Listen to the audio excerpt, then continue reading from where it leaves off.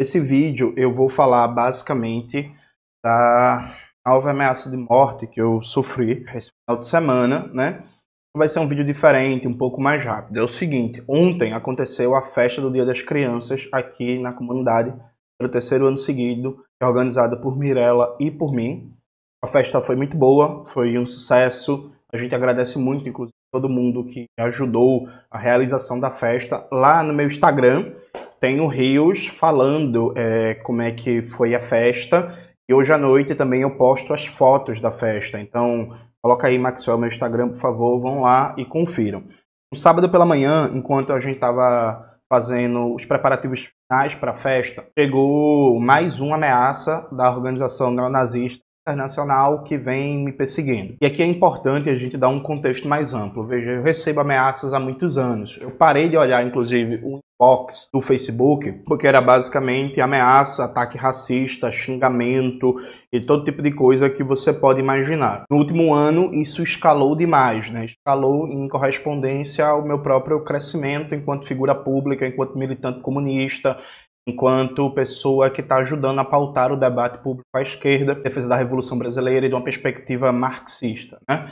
Alguns meses atrás, a gente teve a primeira ameaça dessa organização neonazista, que era uma ameaça que fazia um compilado de vários dados, muitos deles não eram públicos, né? E a partir desse compilado de vários dados pessoais e inclusive agendas que eu fiz de 2018 para cá, inclusive fundamentalmente agendas que dependeram de fundo público para ser pagas, então palestras em universidades, em órgãos do Estado, como IBGE, tudo isso, né? Enfim, é registrado, você pode consultar isso no portal da transparência. Não que isso seja fácil de consultar, vale dizer, viu? O portal da transparência é bem pouco intuitivo e não é todo mundo que sabe caçar, por exemplo, para achar uma palestra que eu dei na UFSC, que foi pago pelo departamento lá do Serviço Social, a passagem, e achar os dados dessa atividade em 2018. Então, quando recebi essa primeira ameaça, né, minha equipe de advogados prontamente respondeu, fazendo, eu não sei se o termo técnico é representação, enfim, mas vou falar assim, fazendo a representação no Ministério Público Federal, porque nazismo é crime federal, viu, gente? Nazismo é criminalizado no Brasil, né? Fazendo a representação no Ministério Público Federal,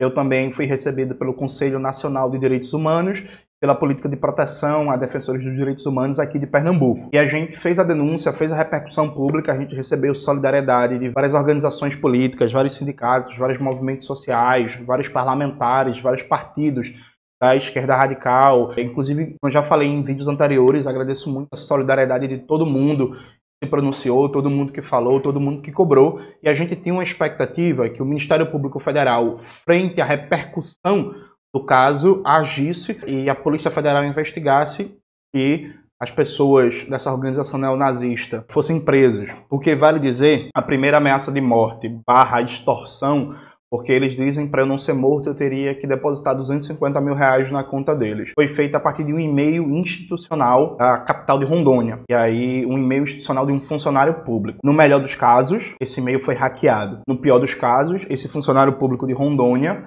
participa dessa organização neonazista. É isso. Como é que a gente vai saber isso? Só dá para saber isso com a investigação da Polícia Federal. Ponto. Não tem como, com as nossas capacidades, a gente saber disso previamente, né? E aí, depois dessa ameaça, o número de ameaças cresceu substancialmente. Todo dia, mas é todo dia mesmo, a gente recebe ameaças de morte no Facebook, no inbox do Instagram, no e-mail profissional, no e-mail de agenda e por aí vai, né? A gente, inclusive, desenvolveu um protocolo básico para lidar com essas ameaças, assim, graus de risco, se é para considerar, não é para considerar, evidentemente que eu não vou expor esse protocolo aqui, porque expondo ele perderia a sua eficácia operativa, né? E aí o número de ameaças cresceu de maneira substancial quando teve o assassinato do Charles Kirk nos Estados Unidos. A extrema-direita brasileira começou a fazer uma campanha de pânico moral, dizendo que figuras da direita estavam sendo mortas, né? Campanha essa estimulada por figuras como Nicolas Ferreira, que falou que agora acabou a direita moderada, agora é o momento de ser extrema-direita. O MBL, no seu grupo de Discord, tinha vários comentários falando sobre a necessidade de me matar, né? da minha morte. Depois eles fizeram uma limpa no grupo deles da Discord, assim como jornalistas conservadores de direita, de extrema direita, no YouTube, fizeram vídeos falando ou de forma aberta ou de forma velada sobre a necessidade de que eu deveria ser morto, né, matar. O jornalista de Santa Catarina falou 2 vezes de maneira aberta que passou da hora de alguém me matar, sabe? Foi isso que aconteceu nos últimos meses. E aí a gente vem tomando todas as providências de segurança, né? Inclusive essas providências de segurança têm custo muito alto mesmo.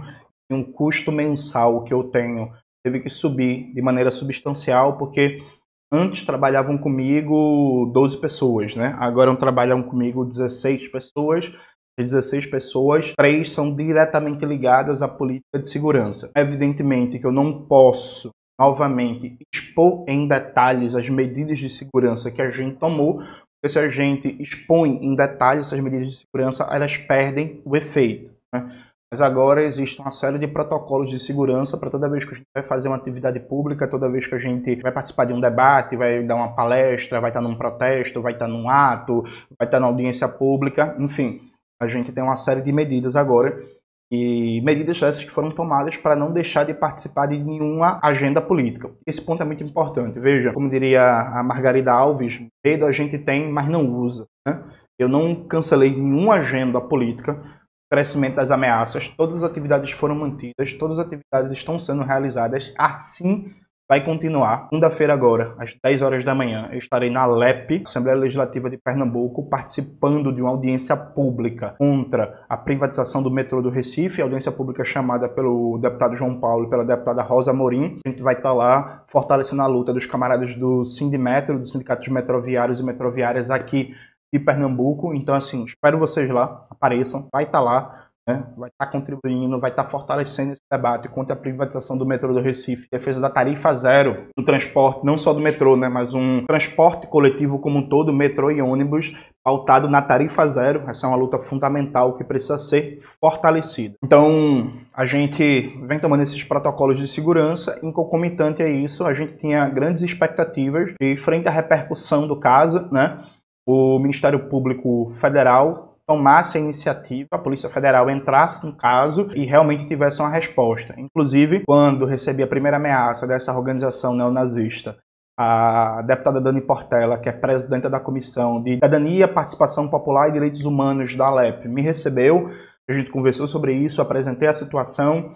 A comissão da ALEP oficiou diretamente o Ministério dos Direitos Humanos do governo federal, da ministra Macaé Evaristo. A gente tinha uma expectativa que, frente à repercussão, frente à pressão do caso, posicionamento de vários parlamentares, a gente tivesse uma resposta, né, da Polícia Federal. Porque, repare, não se trata aqui de esperar que o Estado faça mágica, né? A gente está tomando as providências de segurança, tanto eu quanto o PCBR, nós estamos muito mais atentos à política de segurança. Inclusive, a gente conseguiu a garantia de todas as atividades sem problema, porque a gente está prezando por uma política de segurança eficiente, mas tem coisas que escapam à capacidade político-operativa de uma organização política, né? Então, assim, tem coisas que só o Estado brasileiro, com seus recursos, com sua estrutura, com sua expertise, consegue dar respostas. Então, o processo de mapeamento, por exemplo, células neonazistas é atribuição dos órgãos federais competentes, da Polícia Federal, do Ministério Público Federal. Para nossa surpresa, né, e aí realmente para nossa surpresa, a resposta do Ministério Público Federal, novamente, eu não sei o termo técnico correto que se usa no meio jurídico, então vou usar o termo representação. A representação que a gente fez ao Ministério Público Federal, a resposta foi que não era competência do MPF, isso, porque era crime de extorsão e crime de racismo, e aí o MPF ignorou que a ameaça era feita por uma organização neonazista, que na mensagem eles se auto-intitulavam como neonazistas, se afirmavam como uma organização neonazista internacional, né? Ignorou todo o conteúdo nazista, e porque o primeiro e-mail de ameaça era um e-mail de um funcionário público da prefeitura da capital de Rondônia, eles disseram que a competência era do Ministério Público Estadual de Rondônia. Então, era o Ministério Público Estadual de Rondônia que deveria investigar e não o Ministério Público Federal. Uma decisão que, segundo os advogados, é uma decisão difícil de entender, que vai contra tudo que está consolidado em termos de jurisprudência, em termos de competência, sabido e conhecido nazismo é crime federal, né, que compete à Polícia Federal, não exclusivamente pode estabelecer parcerias com o Ministério Público Estadual, com Polícia Civil e por aí vai, mas compete fundamentalmente à esfera federal o combate a organizações neonazistas, né? E aí, se aproveitando disso, e aí pode ser que seja coincidência, pode ser que não seja, essa mesma organização neonazista agora envia uma nova ameaça, inclusive debochando da Polícia Federal, debochando do Estado brasileiro, debochando do Ministério Público Federal. Aqui eu vou ler a nota que a gente soltou hoje dos advogados. Maxwell vai colocar na tela também, enquanto eu vou lendo. Maxwell, por favor. Nota pública. Grave ameaça à vida de Jones Manuel, organização neonazista. Me recuso a falar o nome deles. Enfim, aí na tela, na nota. A filial brasileira da organização terrorista e neonazista está intensificando sua perseguição criminosa ao historiador e comunicador Jones Manuel, com intimidação cada vez mais articuladas e graves à sua vida e integridade física. Na madrugada do dia 18 de outubro de 2025, Jones recebeu de seu endereço eletrônico renovada ameaça, em que os agressores robustecem a anterior chantagem e extorsão, exigindo vultuosos pagamentos sob o risco de morte. O texto é marcado por injúrias raciais como preto alarmista, preto macaco gorila, dentre outras coisas. Criminosos, demonstrando possuir centenas de dados pessoais de Jones e de seus familiares mais próximos, demandam o imediato envio de dinheiro e a abstenção de publicidade sobre a ameaça. Afirma que, caso sejam respeitados as determinações do grupo, agressores irão até seu domicílio de motocicleta a qualquer momento. Reforçam que teriam decidido conceder a Jones uma segunda chance para livrar sua vida. Se houver retaliação igual anteriormente, não vai ter a próxima. Os terroristas utilizam-se novamente de endereço eletrônico vinculado a um servidor público brasileiro, creem na absoluta impunidade e zombam da Polícia Federal. Afirmam que a instituição seria incapaz de provocar qualquer dano à organização e se trata de uma operação extremamente protegida e nacionalmente coordenada. Diante de ameaças à morte reiteradas e aprofundada, tomamos público a grande preocupação com a segurança e a vida de Jones Manuel. Solicitamos encarecidamente às autoridades competentes que a investigação já em curso seja conduzida com o máximo rigor e celeridade, na desarticulação do grupo neonazista em ascensão. Pedimos também a solidariedade da sociedade civil com vistas a aumentar a proteção e a segurança de Jones, que não se intimidará nem abdicará de seu compromisso com a justiça social e a defesa da classe trabalhadora brasileira. Birdeman e Gonçalves, advogado. Flora, Mateus e Mangabeira, Sociedade de Advogados, 18 de outubro de 2025. E aqui, na nota dos advogados, não foi falado, mas eu vou falar. A nova ameaça agora veio com um e-mail institucional do governo da Paraíba. E aí veja, gente, pela lógica absurda da primeira decisão do Ministério Público Federal, então a competência agora é do Ministério Público Estadual da Paraíba, porque o e-mail veio com o endereço eletrônico de um servidor público da Paraíba. Repito, no melhor dos casos, isso é um caso de hackeamento de e-mails institucionais. Primeiro de Rondônia, depois da Paraíba. No melhor dos casos. No pior dos casos, são dois funcionários públicos que estão na máquina do Estado, em Rondônia e na Paraíba, que participam de uma organização neonazista. Como é que se define isso? Se define isso investigando. Só a Polícia Federal, o Ministério Público Federal vai ter capacidade de dar uma resposta concreta de qual é. A gente está falando de hackeamento ou a gente está falando de participação de funcionários públicos em uma organização neonazista com ramificações internacionais. E um caso comprovado de infiltração de neonazistas no Estado brasileiro de maneira aberta.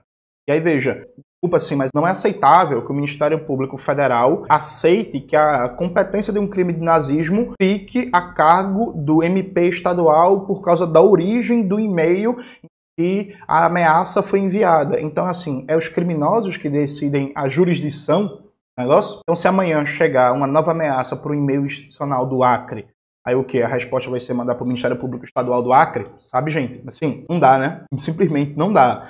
Então, esse vídeo, ele vem um primeiro pedido para vocês. Eu preciso que todo mundo, por favor, se preocupa com a nossa segurança, que dedica solidariedade, que todo mundo cobre o Ministério Público Federal. Cobre seu deputado federal, sua deputada federal, para interceder, fazer pressão pública, porque não dá para o Ministério Público Federal olhar uma organização neonazista que, repito, no melhor dos casos, está hackeando e-mails de funcionários públicos do Estado brasileiro. No pior dos casos, esses funcionários públicos participam dessa organização nazista e o Ministério Público Federal não fazer nada, lavar as mãos, ter inação. Não dá, isso por um lado.